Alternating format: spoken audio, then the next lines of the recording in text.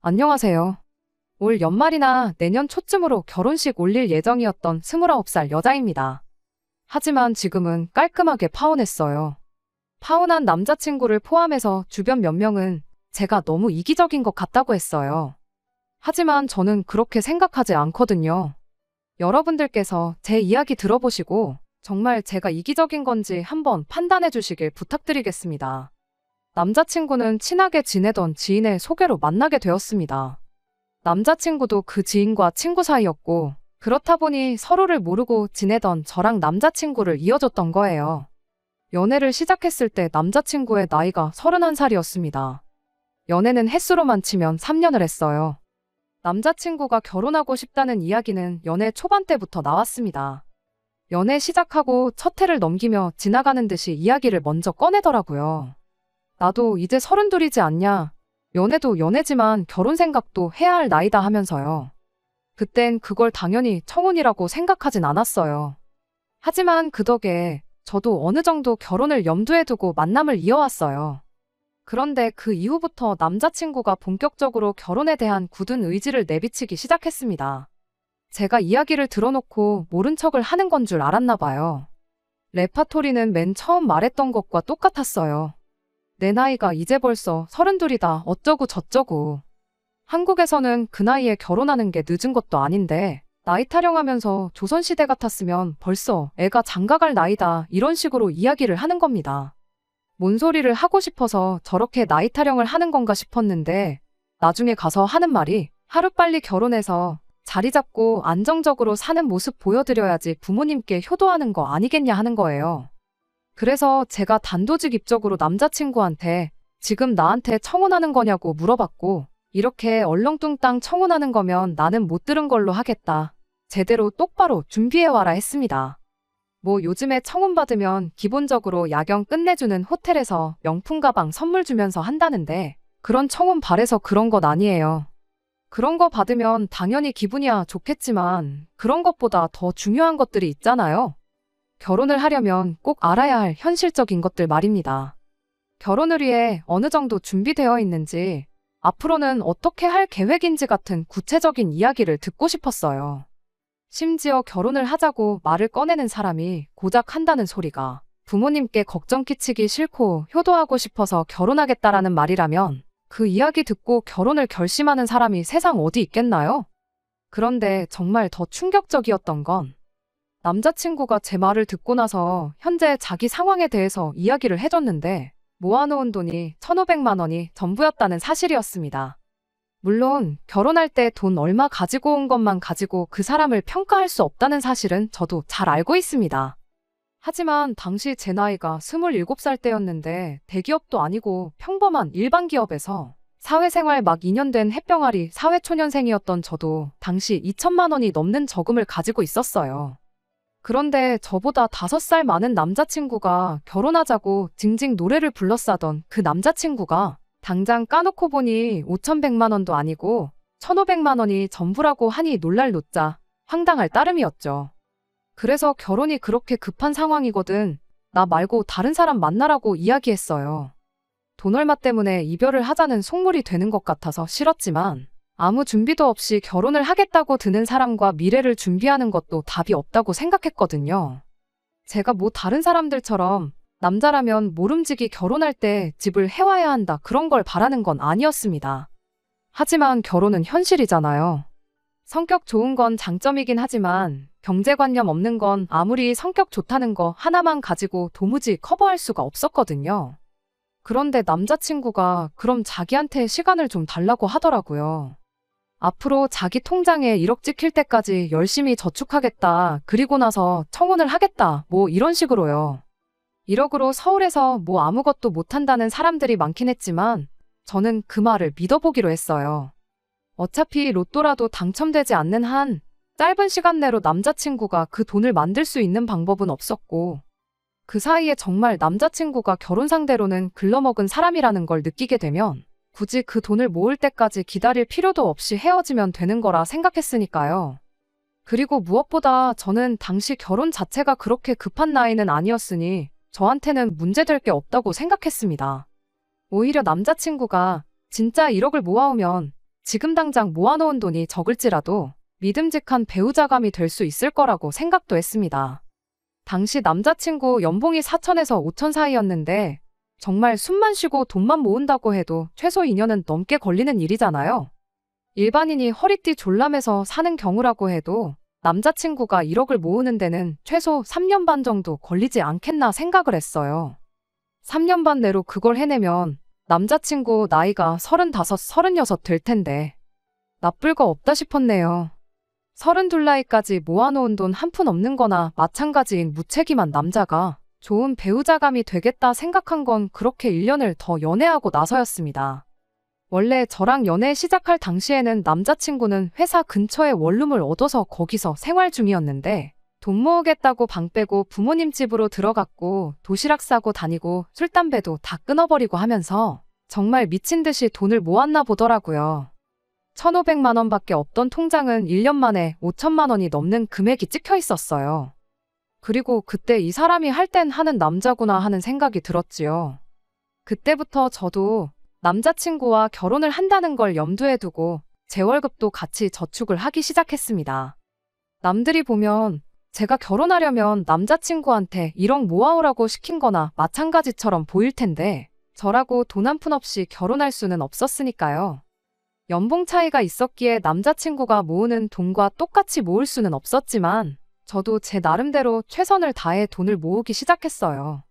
그리고 결혼하면 어차피 공동재산이 될 텐데 제가 모으는 게 돈이 아깝다거나 하는 생각도 들지 않았습니다. 그렇게 쭉 남자친구와 만남을 이어오게 되었고 2년 차에 남자친구 통장에 8천만 원이 넘게 되고 저도 5천만 원 정도 모았을 때 본격적으로 결혼 준비를 시작하게 되었네요. 그게 올해 봄의 이야기입니다.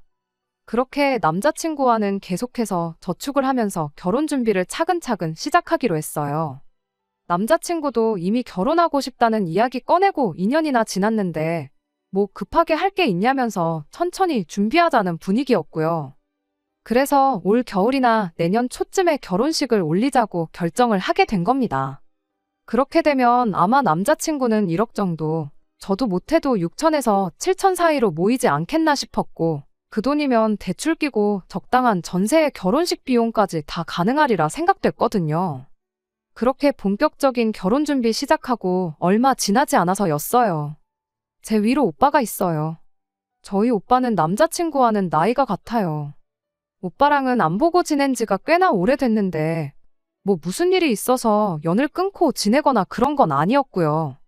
오빠가 군대 다녀오고 나서 미국으로 유학을 가게 되었는데 거기서 알게 된 분하고 가깝게 지내면서 아예 미국에 눌러앉기로 결심을 했었거든요. 자세한 이야기는 모르는데 뭐 운때가 맞아서 영주권도 꽤나 빨리 취득을 했고 시민권도 취득을 했어요. 남자친구랑 다른 점이 있다면 저희 오빠는 비혼주의자로 애초에 결혼에 대한 생각이 전혀 없었던 상황이고요. 그런데 혼자서 10년이 넘는 세월을 혼자 타국에서 지내고 영주권 후원까지 해줬던 분하고 사이가 틀어지면서 아는 사람도 없이 너무 외롭다는 이야기를 하게 되었고 겸사겸사 저희 부모님한테 아예 미국으로 건너와서 살 생각이 없냐고 물어왔었거든요. 부모님은 다 늙어서 말도 안 통하는 나라에서 살 필요가 뭐가 있냐며 거절하셨던 걸로 알고 있었는데 아무래도 오빠가 너무 힘들어하다 보니 부모님이 결국 오빠가 있는 곳으로 이민을 가기로 결정을 하게 되었습니다. 오빠가 사는 지역도 교민들 수가 워낙에 많아서 이야기 들어보니 영어 한마디 못해도 한국 사람 사는데 아무런 문제도 없는 그런 동네라고 했기에 부모님도 그렇게 하기로 결정을 내리셨던 것 같아요. 거기에 이미 저 모르게 해서 초청이민 수속까지 다 받아놓은 상황이었더라고요. 저한테는 따로 말을 하지 못했던 건 외로워하는 오빠 때문에 저를 한국 땅에 혼자 남겨두는 거나 마찬가지였다 보니 어떻게 말을 꺼내야 할지 모르셨다는 것 같아요. 그 와중에 제가 남자친구와 본격적으로 결혼 준비를 시작했다 하니 당신들이 저를 두고 오빠한테 가더라도 제 곁에 저를 지켜줄 사람이 생기는 거나 마찬가지니 안심이 된다 하시면서 그제서야 저한테 이민 사실을 알려주신 거였고요. 원래는 제 결혼식이 끝나고 난 뒤에 떠날 생각이었는데 오빠가 당시 심적으로 너무 힘들어하던 상황이었으니 저희 부모님도 그걸 그냥 두고 볼 수는 없었던 것 같았습니다. 제 결혼식 땐 어차피 오빠도 한국에 와야 하니 일단 먼저 떠나시겠다고 하시더라고요. 대신 혼자 남을 저한테는 살고 계신 집을 증여해 주신다고 하셨고요. 사실 결혼 비용 때문에 고민하면서 가장 큰 문제가 신혼집 문제였는데 생각지도 못한 걸로 신혼집이 생겨버릴 거라고는 상상도 못했습니다. 그렇게 가장 큰 문제가 해결돼 버리니 저도 저지만 남자친구가 제일 좋아하더라고요. 원래는 빌라나 적당한 작은 전세로 시작하려고 했는데 신혼집 문제 완전히 해결돼 버리고 모자라다고 생각했던 돈이 여윳돈이 돼버린 거나 마찬가지였으니까요. 아무래도 부모님이 쭉 살아오신 집이라 집이 오래되기도 했고 해서 리모델링은 필수로 해야 하는 상황이었어요. 저도 다른 것도 아니고 신혼집인데 이참에 고치는 편이 더 좋겠다는 데에는 당연히 동의를 했고요. 남자친구가 모아놓은 돈으로 리모델링을 하고 나머지 혼수를 다 채워오기로 했습니다. 그래도 대충 견적내보니 돈이 남겠다는 생각이 들었고 남자친구는 그 돈과 제가 모아놓은 돈으로 외제차를 사자느니 어쩌자니 하는 이야기를 하더라고요. 남은 돈에 대해서는 천천히 생각해보자고 했어요. 집이 해결되면 맞벌이 하는데 돈 모으는 일은 순식간이라고 생각했고 그 돈으로 다른 곳에 투자를 하든 진짜 외제차를 사든 더 좋은 방법이 있을 거라 생각했으니까요. 예정대로 저희 부모님이 먼저 오빠가 있는 미국으로 떠나시게 되었고 지난달부터 본격적으로 혼수며 리모델링이며 결혼 전에 미리 준비해야 할 것들을 알아보기 시작했습니다.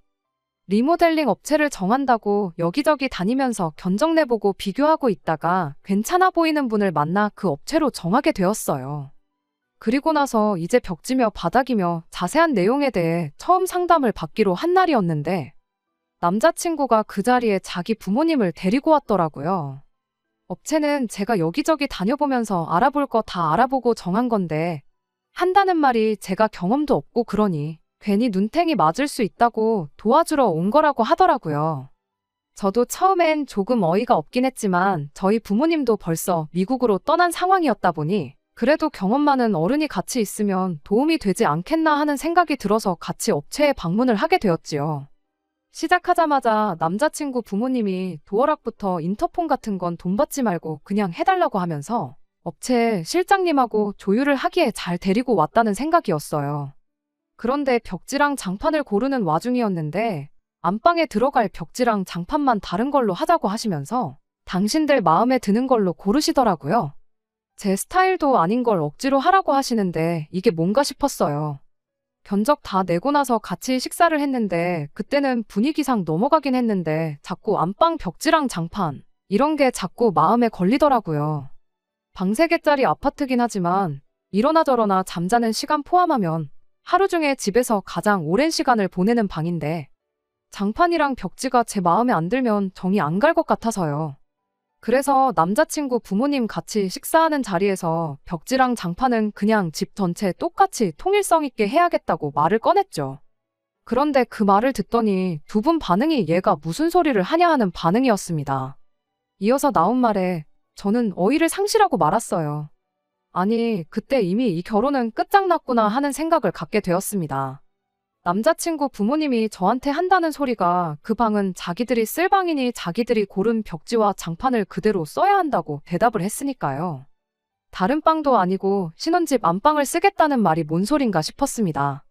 오시면 얼마나 오신다고 손님 방으로 써도 되는 작은 방을 두고 안방 이야기를 꺼내나 싶었는데 손님으로 오겠다는 게 아니고 같이 살겠다고 하는 이야기였었으니 말이에요.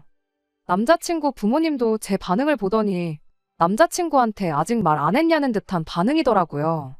식사 자리 끝나고 나서 부모님하고 같이 들어간다는 남자친구를 붙잡아서 자리를 옮겼어요. 그리고 이게 무슨 상황인지 설명해 보라고 했습니다. 남자친구 반응이 더 어이가 없었습니다. 뭐가 그렇게 당당한지 부모님이랑 같이 살 건데 뭐 문제 있냐는 반응이었으니 말이에요. 오히려 부모님이 같이 살아준다는 걸 제가 고마워해야 하는 상황이라는 말도 안 되는 논리를 펼치기 시작하는 거예요. 장점이라고 설명하는 게 부모님이 우리랑 같이 살아주면 하면서 마치 저희를 위해서 엄청 희생한다는 말투로 말을 하더라고요. 일단 우리는 맞벌이를 하지 않느냐, 그렇게 되면 퇴근하고 와서도 집안일에 또 남은 기운을 써야 하는데 자기 부모님이 같이 살아주시면서 집 정리고 빨래고 청소고 식사까지 다 준비해 주실 거다 하면서 그 덕에 제가 집안일로부터 자유로워질 수 있으니 저한테는 무조건 이득이라는 겁니다. 안방을 쓰는 이유도 따로 있다네요. 안방이라고 해봐야 솔직히 잠만 자는 공간 아니냐고. 집에서 가장 넓은 공간을 잠만 자는데 쓸 이유가 하나도 없다는 거예요. 퇴근하고 오면 우리는 식사하고 TV 보고 거실에서 시간만 보낼 텐데 오히려 화장실 딸린 안방을 쓰겠다는 자기 부모님한테 감사해야 하는 거라고. 괜히 생활동선이 맞물려서 오며 가며 마주치면 서로 불편하지 않겠냐고. 그런데 화장실 딸린 안방 쓰시면 부모님이 우리 퇴근하고 나서도 방에만 계실 수 있으니 불편할 게 하나도 없다는 거죠. 방이 넓으니 거기에 TV 하나만 더 놔드리면 저녁 식사할 때 빼고는 부모님하고 마주칠 일도 없다는 거예요. 마지막으로 제가 남자친구 부모님한테 오히려 감사해야 한다는 이유를 듣고 결혼에 대해서 다시 생각해보자고 한마디 해버렸네요. 제 명의 집에 자기 부모님이 와서 사는 거니 이건 시집살이가 아니고 오히려 우리 부모님이 얹혀 사는 거라는 말도 안 되는 소리를 하더라고요. 부모님이 우리 집에 얹혀 살면서 며느리 눈치 보며 집안일도 다 해주신다는데 당연히 제가 감사해야 하는 부분이지 않냐는 뻔뻔한 소리를 아무렇지도 않게 하더라고요. 이게 뭔 미친 소리인가 싶어서 그러냐고. 그냥 결혼에 대해서는 다시 생각해보는 게 좋겠다고 대답을 했습니다. 그랬더니 남자친구가 다짜고짜 저보고 너 때문에 2년을 더 낭비를 했는데 이제 와서 집 생기니까 파혼하자는 소리를 할 수 있냐며 이기적이라고 입에 개거품을 물면서 따지더라고요. 저희 오빠 이야기까지 끄집어내면서 따지기 시작하는데 너는 너네 오빠가 부모님 모시겠다고 할 때는 찬성해서 부모님 말도 안 통하는 미국 땅에 보내놓고 나도 똑같은 아들인데 부모님 모시겠다고 하니 그건 싫다고 할 수가 있냐더라고요. 사람이 언행일치가 돼야지 달면 삼키고 쓰면 뱉고 그러면 안 된다는 겁니다. 제가 말도 안 되는 억지 쓰지 말고 헛소리도 통할 사람 앞에서 하라고 한마디 했지요. 그리고 분명히 마지막 기회까지 줬어요. 지금이라도 늦지 않았으니 합가 이야기는 나랑 상의된 적도 없고 앞으로도 그렇게 할 생각 없다는 사실 부모님께 정확하게 알려드리라고요. 그렇게만 하면 지금 일은 제가 없던 일로 하고 예정대로 결혼 준비를 하겠다고 했죠. 남자친구는 끝까지 그 고집을 꺾지 않더라고요. 오히려 목청을 한껏 높이면서 한다는 소리가 집은 너가 부모님한테 물려받은 집일지라도 결혼하면 우리 공동재산이 되는 것이고 또 자기 돈으로 리모델링을 하기로 했으니 일부일지라도 그 집에 자기 지분이 있는 거라고. 그러니 그걸 제멋대로 하게 두지 않을 거랍니다. 말도 뭐 통하는 사람한테 해야지 대화지. 아예 들어먹을 것처럼 보이질 않더라고요. 솔직히 제가 여기서 상황이 이렇게 된 마당에 미쳤다고 남자친구한테 결혼해달라고 빌어야 할 상황도 아니잖아요. 그래서 깔끔하게 파혼하자고 했어요. 나는 분명히 모든 걸 원래대로 돌릴 수 있는 기회를 줬고 할 만큼 한 것 같다고. 이미 결심이 그렇게 굳은 것 같은데 며칠 생각할 시간을 준다고 바뀔 것 같지 않으니 이 자리에서 깔끔하게 갈라서자고 했지요. 어차피 리모델링, 아직 벽지랑 장판 같은 간단한 것만 결정한 상황이지 계약금을 치른 것도 아니고 남자친구 돈 한 푼 들어간 것도 없는데 내가 부모님한테 물려받은 집의 지분을 요구하는 것 자체가 말도 안 되는 상황이잖아요. 괜히 시간 끌어서 열쇠 구멍 하나라도 바꿨다간 이대로 콧괴일 수도 있겠다는 생각이 들어서 저도 재빠르게 파혼 선언하고 관계를 끝내버렸습니다. 남자친구는 그 상황에서도 너네 가족들 전부 너를 두고 다 미국으로 가버린 상황에 자기 부모님이 저희 부모님을 대신해서 곁에서 지켜주겠다는 걸 거절한 걸 두고 평생을 후회할 거라며 큰 소리를 떵떵 치더라고요. 그런데 큰 소리 떵떵 치고 결혼 엎어버린 것과 다르게 남자친구한테서 한 달도 안 돼서 다시 시작하자는 연락을 받게 되었어요.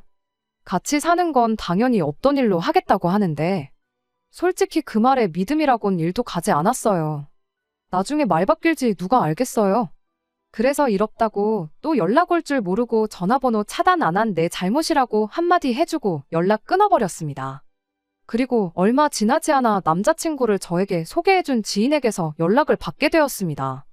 남자친구랑 제 소식 들었다면서. 그런데 그 지인이 남자친구 편을 들어주더라고요. 남자친구가 결혼이 급했는데 저 때문에 2년 넘는 시간을 더 보내지 않았냐. 중간에 잠깐 문제가 생겼다고는 하지만 결국에는 마지막에 와서 제가 원하는 대로 다 맞춰주겠다고 하는데 그런 사람을 매몰차게 대할 필요는 없지 않느냐면서 중간 입장에서 보기엔 남자친구 잘못만 있는 게 아닌 것 같으니 이기적으로 굴지 말고 좋게 잘 해결하라는 거예요. 3년이나 만났고 결혼 전제로 인연을 만나놓고 파혼하는 건 경우가 아닌 것 같다고 하면서 말이에요. 그 지인한테는 입장 바꿔 생각해보라고 한마디 해줬어요. 언니가 내 상황이었으면 이 결혼했을 거냐고 그렇게 생각하면 저는 그럴 생각 추호도 없으니 언니야말로 그런 사람 만나서 결혼하라고요. 남자친구한테도 제대로 전해주라고 했어요. 어디 가서 나 때문에 2년 시간 낭비했다는 소리 하지 말라고요. 정말 시간 낭비했다는 생각이 들면 통장부터 보고 오라고 전해달라 했죠.